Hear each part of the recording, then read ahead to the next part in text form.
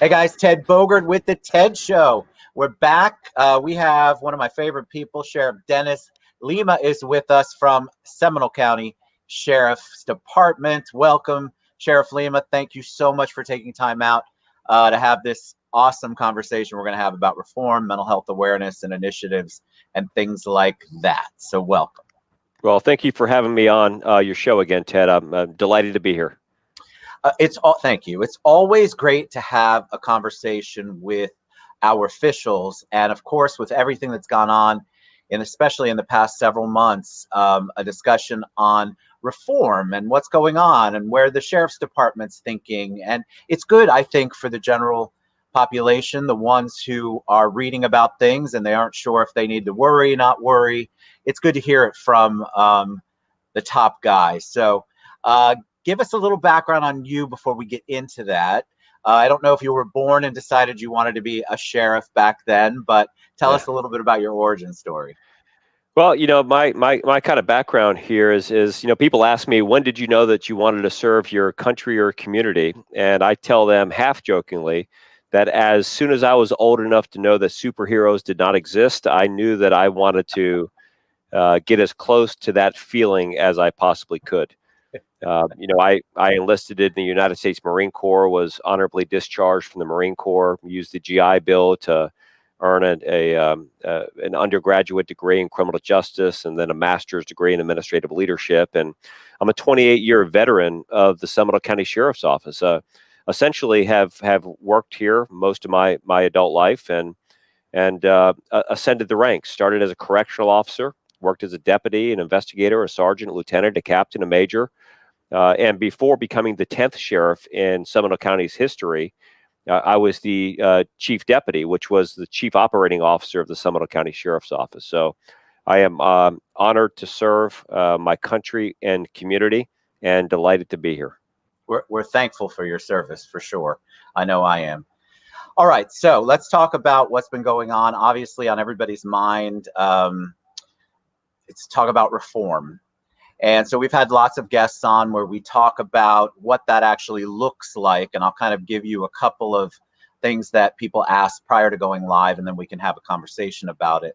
I think that when people hear things like defund the police, they get worried. And I know I'm one of them. I don't like that word. I'm not a fan of that terminology. I think that there's a better way to phrase that. But there's obviously a need for some sort of reform. There's got to be a call for some sort of reform. So if you could kind of explain what that looks like for you and maybe give us your input on what the reality is behind defund the police. I think people get scared, Sheriff Lemma, because they're like, gosh, are we not going to have any police department left? Yeah. And not that there aren't people that want that. But this discussion is about the primary group of people who just want to see some reform. They don't want to see the police officers go away. Yeah. So, I do think that there is reason to be concerned if there's any momentum that is being generated with defunding the police narrative. I generally think that there's two groups of large, broad individuals that are behind this whole defund the police. One is a total extremist group. They want complete anarchy, and it results in total loss of control and significant increases in crime rates and just a free-for-all. And I think that we've seen that in some areas of the country here recently, Seattle just being one of them. I think that is extremely dangerous and a little bit ridiculous, quite frankly. Well, I agree. And before you get to the second one, I want to make a point. That's such a great point. People see every single day what's going on in Portland. And I'm amazed that they think that is what they equate that with defund the police. Yeah. And nobody I've ever spoken to wants that. Yeah. Nobody wants that except the extremists, I think, that you're talking about. Yeah. There's a small group of people, actually, Ted, that do want that. They would like to have no police whatsoever. And again, I think that that's such a small minority. It's not even worth really talking about that, because they won't win. I mean, they won't generate that. I think that there's another group, though, that is behind defunding the police, and I don't know that they're really behind defunding. I think that they're really, if you talk to them, they're talking about reallocation of funds that are going towards social services and social work. And what's interesting is when they actually find out what the police departments and sheriff's offices are actually doing, more often than not, they say, "Oh, I didn't know you were already doing that. I stand corrected. I did not know that you were investing on early adolescent programs. I did not know that you were partnering with the UNCF and the NAACP. I didn't know that you were running in some cases, complete social service organizations." So I think that when you look at, especially our law enforcement community here in Central Florida, we are running a full, nonstop, holistic criminal justice organization. And I think that when people get tied up on the word policing, it is the most sensational aspect of what law enforcement officers do, and that's apprehending the offenders. But I tell you, there's a whole lot more that goes on behind the scenes, and that is not played out through mainstream media. That wins favor with these groups that may be on the fence about where the funding should go. Well, the sensationalism is what mainstream media, I love all my mainstream media friends, but there's some sensationalism, which is why it's so difficult for people to really maneuver through all of the minutia of the stuff that they get thrown at them from mainstream media because of the sensationalized part. If you talk to most people who will say, mention the first thing is defund the police, and then you talk about the social programs that you all participate in and basically run and engage. And then you also talk about, well, they're really focusing on in their opinion, the police officers who have taken the law into their own hands or provided some sort of challenge to the way things are supposed to be. And well, so go ahead. Yeah. There's 800,000 law enforcement officers, just like any other occupation that is widely recognized and known. You're going to have some bad actors that need to be held accountable within their agencies, and quite frankly, to the fullest extent of the law. And that's why, I'm very pleased to see that people that break the law, and particularly this George Floyd murder situation, that are held accountable in the criminal justice system. Right. But we have to make sure that with that haste, that other people who are doing what is reasonable and necessary. We've always judged the right and wrong of law enforcement officers on what a reasonably prudent individual would do faced with similar circumstances. And I think that it's very important for us as leaders not to lose focus of that. Now, there's a few things that do need to be reformed, in my opinion. Organizations that help support bad cops need to have less teeth and less strength. If we know that somebody has been accused of committing a violation 15 times, which I think the number was around 15 in the situation with George Floyd, well, in our business, they call that a clue. That person should not have a license to practice and operate, and more swift actions need to be taken to make sure that they never carry a gun or carry a badge again. Those individuals should not represent the 800,000 good, honest, hardworking, law-abiding professional law enforcement officers that we find make up the overwhelming majority of our occupation. I couldn't agree more. As somebody on the outside looking in, who's blessed enough to know great leaders like you, Sheriff Gibson, Sheriff Mina, it's so amazing to me that the couple people, the few, I know there's more than a few, but statistically there's fewer people who are just making it such a challenge.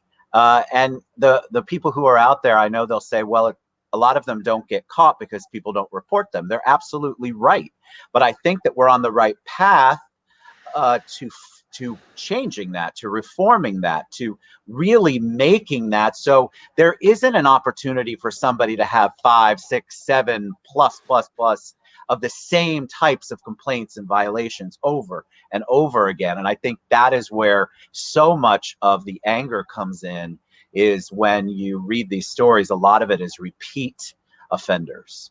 And you know what else, Ted? The other side of that too is there's no doubt about it that working in law enforcement is an incredibly stressful job.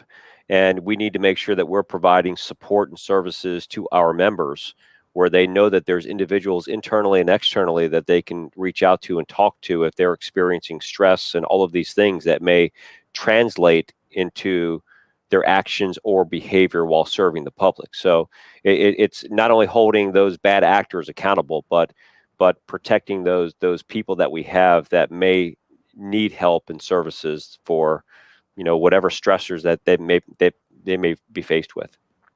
As things have progressed, it feels like we still have great momentum in this.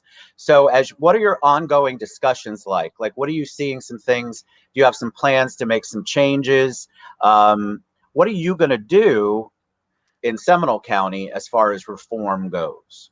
Well, what's great, and this is largely not only here in Seminole County, but most of the Central Florida area, if not all of the Central Florida area, those recommendations for reform, those things don't even apply to our local law enforcement here.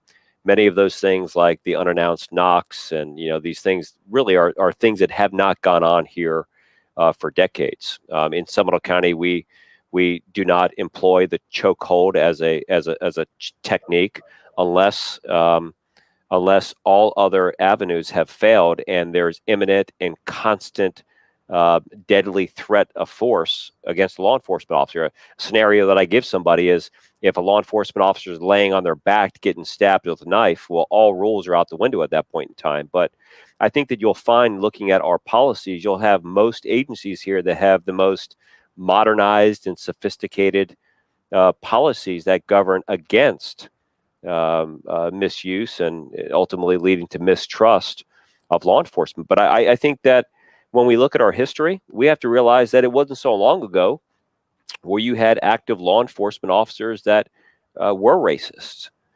You talk about and study the civil rights, and here and especially the Deep South and the state of Florida.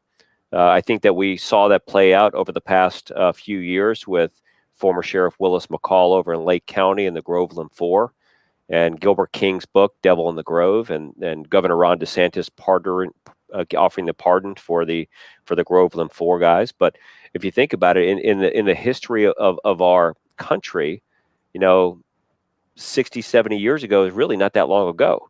And I think that, we do have to constantly engage in conversation and hope that conversation leads to relationships that are built on trust, where you can talk about not only right and wrong and fact and fiction, but you can actually find out how certain segments of our community actually feel about the decisions. And when you can do that, you've accomplished something great. Even here in Seminole County, we had the results, many years ago now, with the death of Trayvon Martin and the trial of George Zimmerman. And at the conclusion of those trials, I had many active leaders in the African American community come up to me and say, "Look, Dennis, I understand that a jury of his peers has made a decision, but that decision has made me feel this way." And I think if you can talk about feelings, you've made progress. That is such a good point. Great segue, because one of the number one question I got prior to going live was, if something happens, people are afraid, like say something happens, I'm not talking about a chokehold, but anything where they feel like perhaps there's an issue.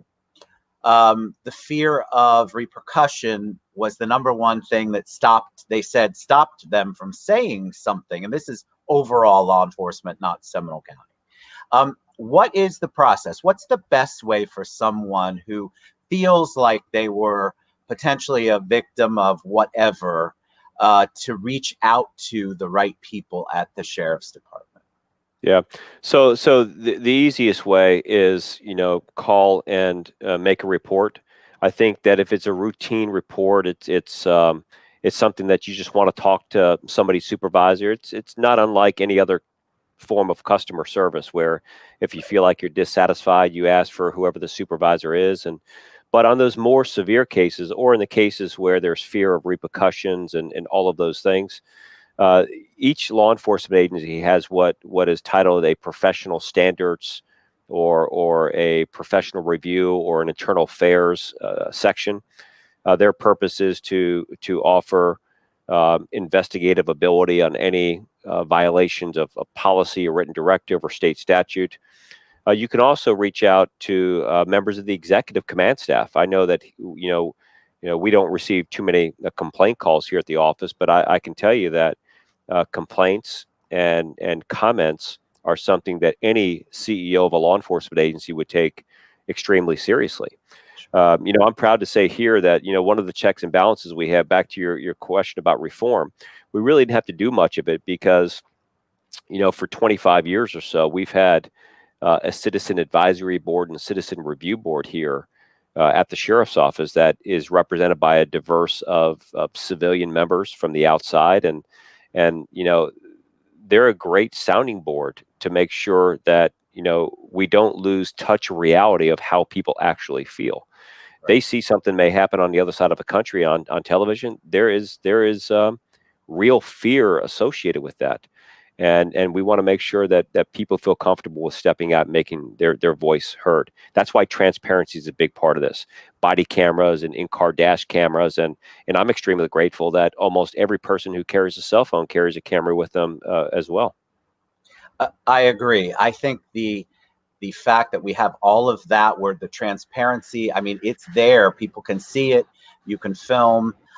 It's not what you set out to do, but it's good to have it to protect against those things. And I love that you're a proponent of that. I have to ask, you guys have done, just to shift a little, you all have really pumped up the advocacy on mental health and substance abuse. So talk about the initiative and the advocacy that you all are doing at the Seminole County Sheriff's Department.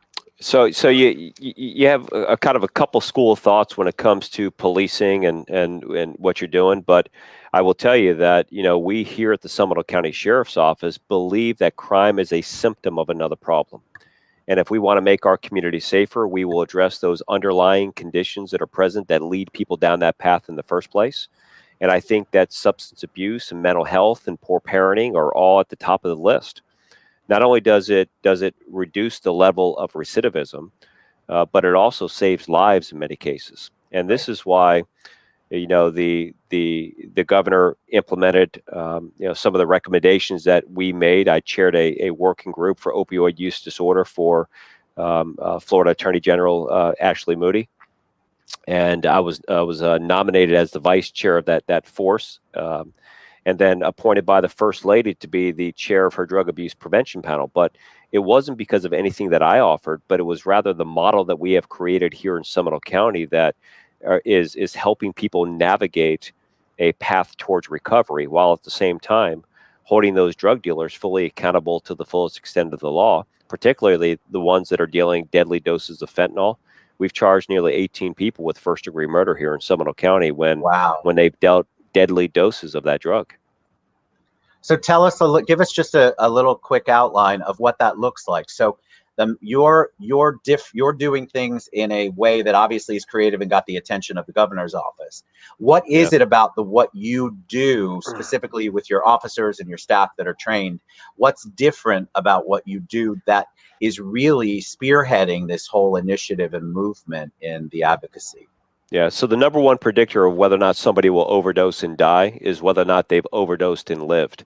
And up until this point, a lot of people who were really overdosing, being hospitalized at a local receiving facility, and then being released back into the exact same environment that they overdosed in the first place, increasing their likelihood of overdosing and dying by more than 800% in the first 12 months. So what we did was we partnered with public and private organizations.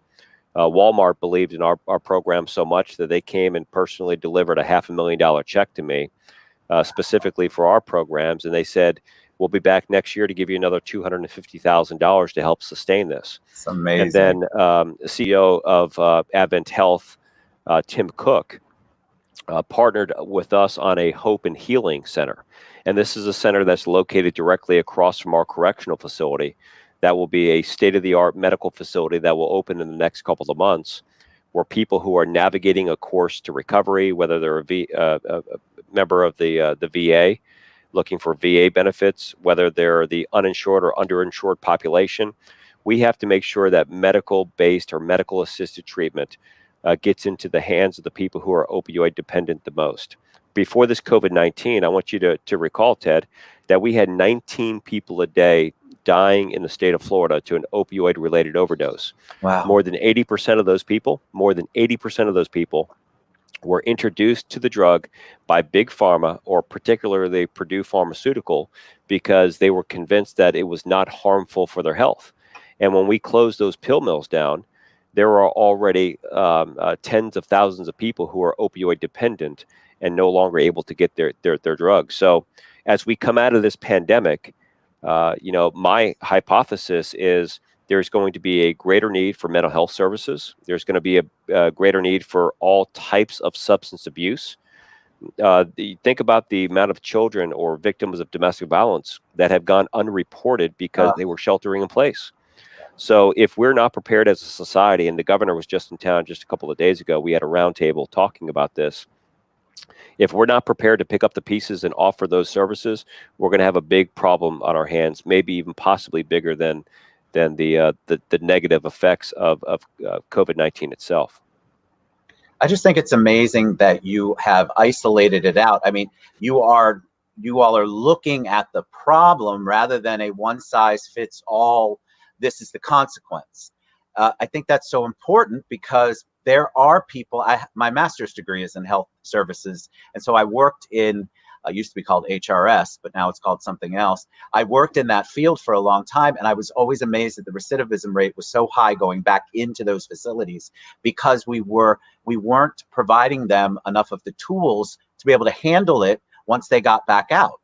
And then, or we were putting people in jail who really needed the mental health services or the detox or the treatment, and they were being put in the general population. This is back in the day, and it just never served a great purpose except to expand the jails and then to expand the people who were not getting the services that they really needed. So it was a terrible, terrible vicious cycle, and I love to see proactive, positive, creative things to try to help that population, because guys, if you don't know it, you might hear it about it, but it's crazier than you think it is. It's really crazy. Yeah, we've seen this where people who have not been involved in the criminal justice system at all are going down the path, and they now became addicted to this very, very powerful substance. And what I've told people is this is not a situation of trying to make bad people good, but rather sick people well, while at the same time the drug dealers need to be held accountable to the fullest extent of the law. To reflect on the programs that we have internally, it's just not medical assisted treatment, but it's cognitive behavioral therapy. It's partnering with all of these other groups. But we had at least 3 inmates in our correctional facility petition the judge to extend their sentences longer, in some cases up 3 months longer, because for the first time in many years, they were getting clean. Although that is a wonderful reflection of the services that we're offering internally, it tells me that there's a void in services externally. And what we plan to do here in Seminole County is work with our state representatives, lawmakers, governor, and first lady to look at what I feel is a broken Baker Act system. When people are being involuntarily taken for their own mental health, sometimes 4, 5, 6 times per month, well, there's something wrong with that. They call that a clue in this business. We need to do something more with that. And we need to make sure that more people have accessibility to assisted outpatient treatment. We've lost 2 law enforcement officers here in Seminole County at the hands of somebody who was a paranoid schizophrenic person. It is very dangerous for law enforcement officers to deal with people who are not properly medicated and treated for their mental illness. Challenge. All right, so I have to ask you, you're running for re-election. It's a crazy world out there. What's your why? Why do you want to continue? Yeah, so I'm passionate about what we do. I'm passionate about the men and women who I have the opportunity to work with, and I'm blessed to sit in this seat today. But this seat never belonged to me. It belongs to the voters of Seminole County. If they believe in our philosophy and what we're doing, and I would argue that let the numbers speak for themselves. In the 107-year history of Seminole County, there's never been a crime rate lower than there is today. And even over the past 3 years, there's been a 23% reduction in crime. That allows us to focus on all of these underlying conditions that are present that lead us down the path in the first place. It's why, Ted, quite honestly, almost everyone has endorsed us, from the Attorney General to the prosecutor from the 18th Judicial Circuit, the public defender, all our county commissioners, all of our mayors, all of our police chiefs, the Fraternal Order of Police, the realtors, I mean, it is such a humbling expression to get that much support, but not for me, Ted, but for the men and women of this agency that work hard day in and day out to preserve our great quality of life here in Seminole County. The most significant thing that we can do is to prevent crime from occurring in the first place. And when I decide to leave, I'm hopeful that somebody can take on the work that we've done and carry it on. But it's just not now. We're not finished here yet. One of the many reasons why I love having you on the show is you're not afraid to show your heart, and I think that's so critical, especially when you think about, you think of police strong, and you are strong, but you have a heart and you're transparent, and people can see that and feel it. And you obviously have a heart for social services and really doing the right thing by the citizens that are in your county. So thank you for that. And thank you for coming on the show. The best way for people to reach out, maybe find out more, is to go to SeminoleSheriff.org. SeminoleSheriff.org, or you can follow us on any one of the social media platforms. Just a quick search in the search link will lead you to us. And I encourage you to do that, because we put some of the most remarkable stories that you could ever imagine on there. And we love our media partners and have a great relationship with them, but sometimes they don't have the time to air them all out. Take a look at what the heroes are doing within the agency, and I think that a little generosity for our brothers and sisters in blue and the citizens that we protect goes a long way. And I think that that's a great way to see what's going on and what's happening. Agreed. Thank you so much, Sheriff Lemma, for being on the show. It's a joy, you guys. SeminoleSheriff.org, or you can go to social media, which I tagged already. Reach out. There's so much great information on their site and on their social media. And just the way Sheriff Lemma is on this show is exactly the way he is in person, with a heart of gold. I appreciate you, Sheriff Lemma, so much. Thank you, buddy. Thank you for having me on. Have a great one, you guys. You too.